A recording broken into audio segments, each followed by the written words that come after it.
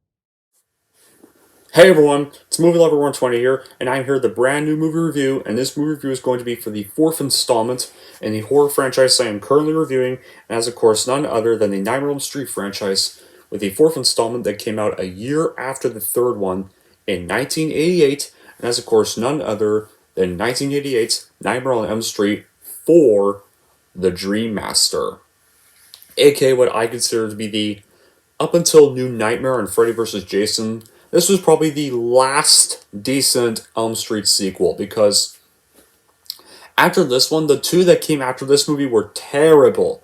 Like, 5 sucked, 6 was an ungodly abomination, and yeah. Then we had New Nightmare and Freddy vs. Jason, which were actually pretty good, and then we went back to shit again with the remake. So yeah. Excluding New Nightmare and Freddy vs. Jason, this was probably the last good one, or last tolerable sequel to be in the original timeline.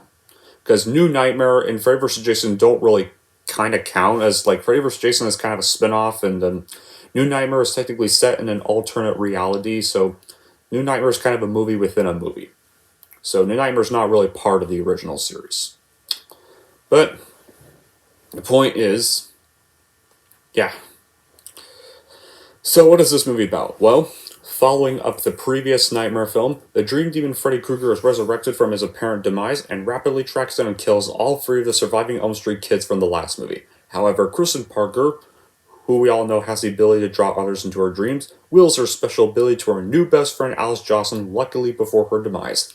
Afterwards, she soon realizes that Freddy has taken advantage of that unknown power she now wields to pull a new group of teenage children into his foul domain. Can Alice embrace her new power to finally defeat Freddy, or is it already too late? Yeah. So how was this movie made? Well, franchise originator Wes Craven presented his own pitch for the 4th movie, but producers Sarah Risher and Robert Shea turned it down, instead going with the whole Dream Master pitch as a progression of the Dream Warriors concept from the previous movie. Shea felt that Craven's idea did not have the impact the producers were looking for, of course. Craven and his writing partner Bruce Wagner were later contacted about doing rewrites for the script. But turned down the offer, as Craven felt that they should have been approached as artists of the original material. Brian Hegley was at New Line Cinema around Christmas 1987 about a script named Highway to Hell, a pitch that was turned down by them and would not be realized until 1992. The company was desperate to get Nightmare 4 going, as they lacked both a script and a director for a film at the time. Mike DeLuca begged Heglin to have a try at it and come up with a script within 2 weeks. He went to his parents' house and finished the script within 9 days, sending it to New Line Cinema with FedEx. Heglin's script was a rewrite of William Coswinkle's original script.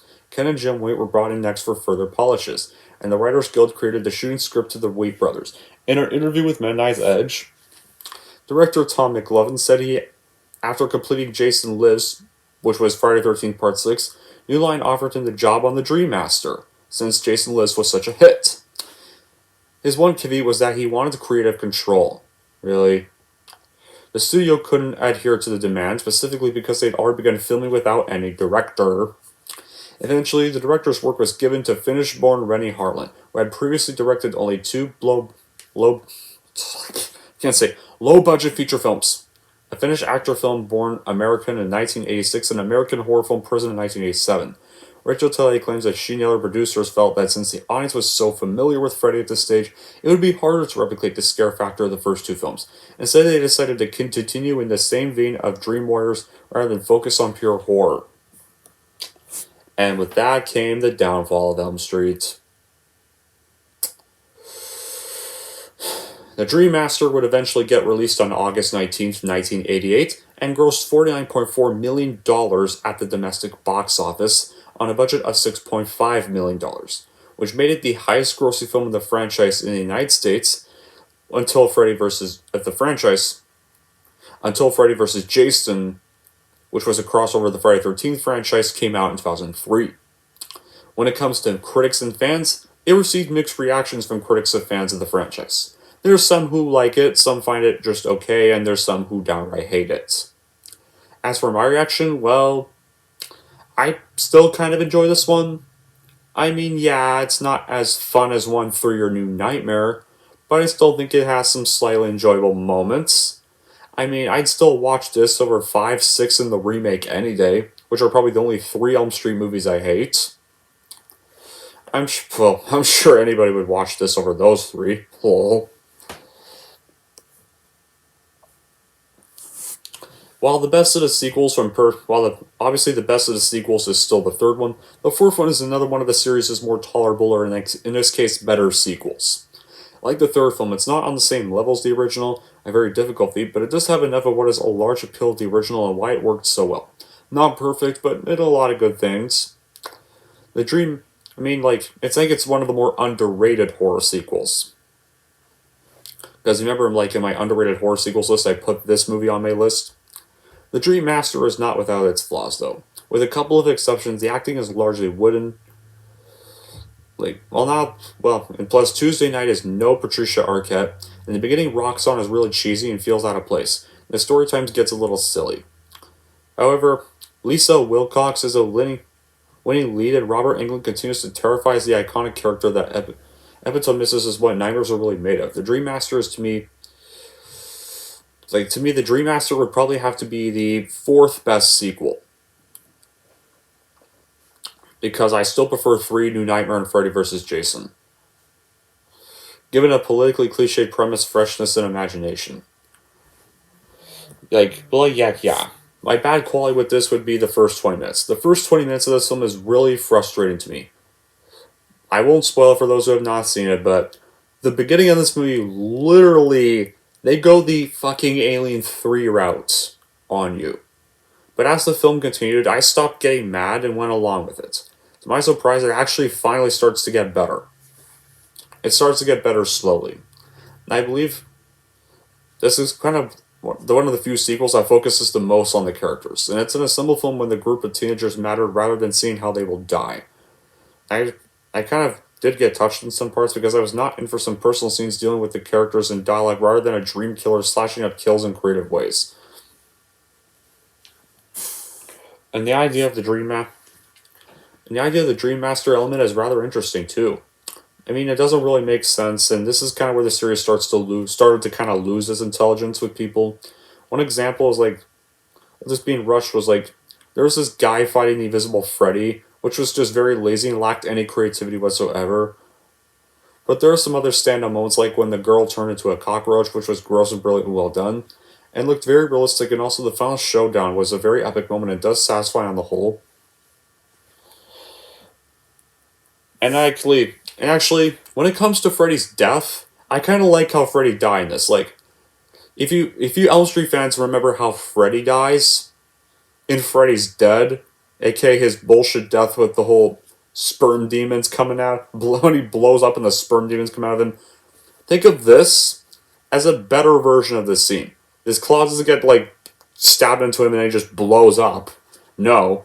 He actually gets torn apart, and the people that he killed are freed, so... Honestly, I think this was... Honestly, to be fair, this kind of should have been the very end to Freddy in general. This would have been a perfect way to end the character for good. This was a pretty good death. This is probably my favorite way he dies in the franchise. I mean, I would... because of that death alone, I wouldn't have minded this movie being the end of the series, and then New Nightmare came after this, and then Freddy vs. Jason came after New Nightmare. Because to me, like, the only films in the original series are the first four, and then New Nightmare, and Freddy vs. Jason. Those are the only Elm Street movies that exist to me. Now back on to the review. The cast, when it comes to the cast, yeah, like I said, cast was okay this time around. They weren't fully fleshed out like in the previous films. It seems all the focus went on to... Sometimes the focus would go on to Freddy individuals instead of the new characters. Like I said, the acting's nowhere as great as Patricia Arquette was, but she did try her best and did put effort into her role, and the whole shoe was okay.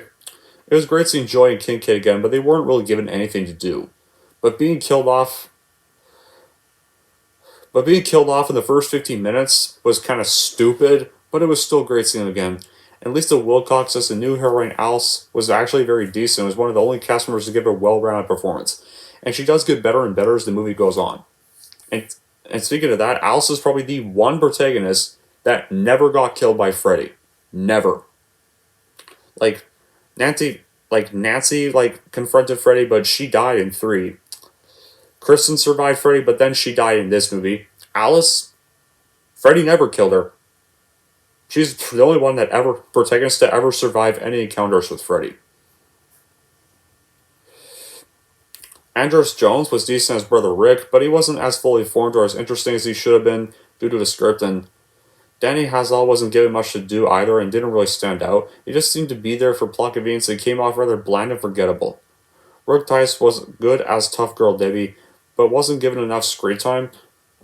Then, of course, as always, Freddy again steals the show. Robert Englund was truly excellent and charismatic as always, and nobody could ever play Freddy better than him. Especially the person they made play Freddy in the remake couldn't even top Englund, aka Jackie Earle Haley. So, overall, if you want to see more Freddy, then I guess give this movie a watch, but after this movie, stop there and just skip straight to New Nightmare after this movie, because 5 and 6 just suck, they're not worth it. And they're going to be the next 2 reviews I have to get through. It's like I gotta rewatch 5 tonight when I get back from the gym. No! But don't expect something like Dream Warriors, or the first film, and expect it to just be a decent or okay sequel at best. Anyway, that's it for my review of Nightmare on Elm Street 4, The Dream Master, and here's how I'm going to rank The Dream Master. I am going to give Elm Street 4 a 7.5 out of 10. And there we go. That's 4 down, and only 4 more to go. I gotta get to the 2 dreaded movies next. Then I gotta get through 1 more good movie, and then I gotta get through a 3rd dreaded movie after this. So, unfortunately, yeah, speaking of the 3rd dreaded movie, this week I'm gonna have to rebuy the remake on DVD and give it a watch again so I can review and rant on it. No. I would rather be killed by Freddy in my dreams than ever watch that fucking remake again.